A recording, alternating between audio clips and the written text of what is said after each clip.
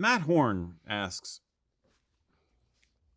why is pleating to the stripe not the default for most kilts?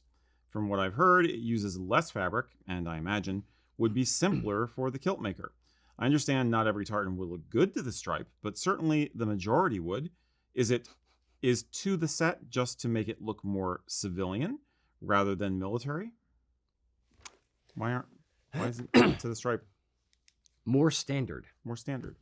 Yes, he's actually kind of either accidentally or on purpose touched on a thing of, kilts pleated to the stripe being a military type thing. If you go back, way back, my attention to detail gene, so to speak, hates, and I use that word not lightly, hates old examples of kilts from way, way, way back when, pleated kind of haphazardly in a 4-yard, which is standard way back then, pleated in a kind of haphazard way across the back of the kilt. I can't look at it. It hurts me.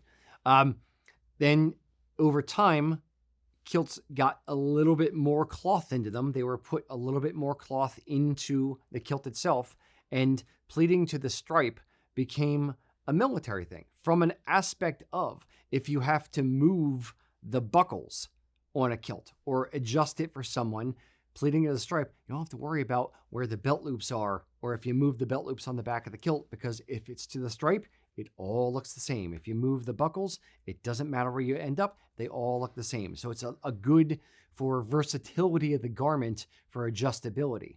And that's kind of why the military would do it, is because it's uses a little bit less cloth than pleating to the set, and it's easier to adjust. Now, civilian-wise, yes, pleating to the set became more of the standard. Eric, what are your thoughts on it? I kind of lost train of thought mid-sentence there. I didn't really have thoughts beyond what you said, honestly. But okay. Yeah, it was a military tradition, and it is more efficient. And our coworker Mac talks about this sometimes, as he's a World War I reenactor, among other things. And he talks about how you can see kilts that had a lifespan where they went from one person to another, one soldier to another, or where something had to be adjusted, and you can look back and see where they unstitch and restitch things, and making it to the stripe allows you to do that. And in a war economy where fabric is getting more and more expensive, using less fabric makes a lot of sense. But the advent of the 8-yard kilt, which was invented towards the end of the 19th century, I think, meant that it was more of a luxury good. You could do more stuff with it, and so somebody got the bright idea of, hey, we can make these pleats look like something. This would be cool. A lot of the examples he's talking about with the haphazard pleating, it's much earlier. I mean, like I see 19th century, especially if you go past like the 1870s, back like 1850s, 1840s, it can be like in the back because they just didn't care. It wasn't important to them at the time. So pleating to the set, in a sense, is more of a modern thing, you could almost argue. And obviously there's no rule against it. There's no rule against one versus the other. Nowadays, you can wear either one. But I think, it really depends on the kilt wearer.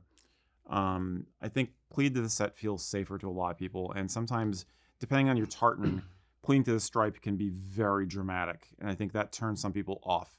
You look at some of the backs of something, like if there's a yellow accent stripe and they've pleated to that in the back, it's just like, what? You got yellow striped butt.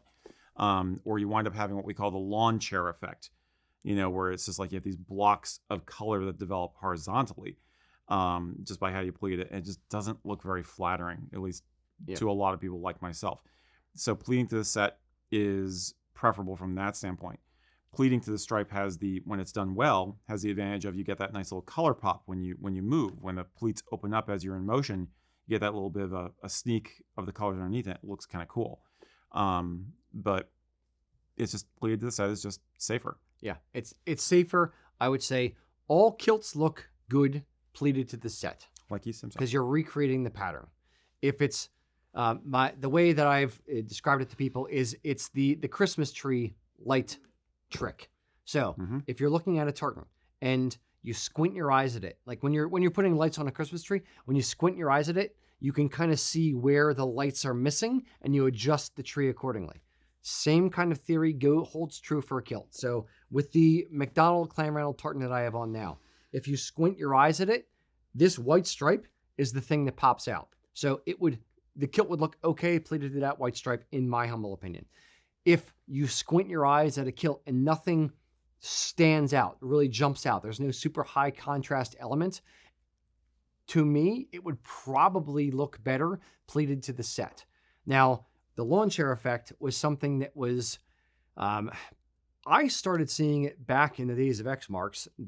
I'm one of those who, kind of coined the term lawn chair, where if you pleat, let's say the tartan that I have on here, if you pleat it to the gray block, where every pleat vertically has just the gray block, and then, what you end up with is horizontally white stripes going across or the red lines going across, but nothing interesting vertically happening on the back of the kilt. You can have the cool effect that you kind of alluded to, where when you walk, if you pleat it to the block right before the white stripe, so that it's just barely hidden, when you walk, you get that little flash of white or a little flash of red or whatever. It can look cool in that way, but standing still, for my money, I don't like the horizontal bands across the back of the kilt. So when in doubt, pleat to the set. Every kilt looks good pleated to the set. Not everyone. Some look good pleated to the stripe, or it could be your personal opinion. You could be like me and say, look, if it's pleated to the block, which is technically a stripe, it doesn't look good. And if I made that as a kilt maker and said, okay, well, here's your kilt, because you didn't specify, I don't mind, or I don't want the block, I want a particular stripe, and I made it to the block and handed it off to you. If I got that, I'd be furious. I'd be like, nope, don't like this, take it back and redo it. And then you'd be in a fight with the kilt maker. Yeah. So yes, it really comes down to personal preference. And if there's a particular stripe you want it pleated to, talk with your kilt maker about it.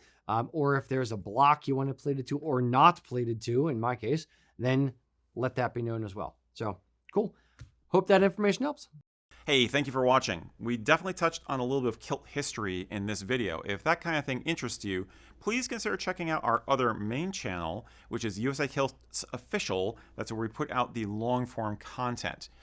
And here's a bit of advice. If you are not sure about how a tartan is going to look in the flesh, so to speak, before you order a kilt, consider ordering a swatch. We offer them, and they make it much easier for you to see what the kilt is really going to look like, and you can play around with folding it and all that good stuff in your spare time. It's pretty cool.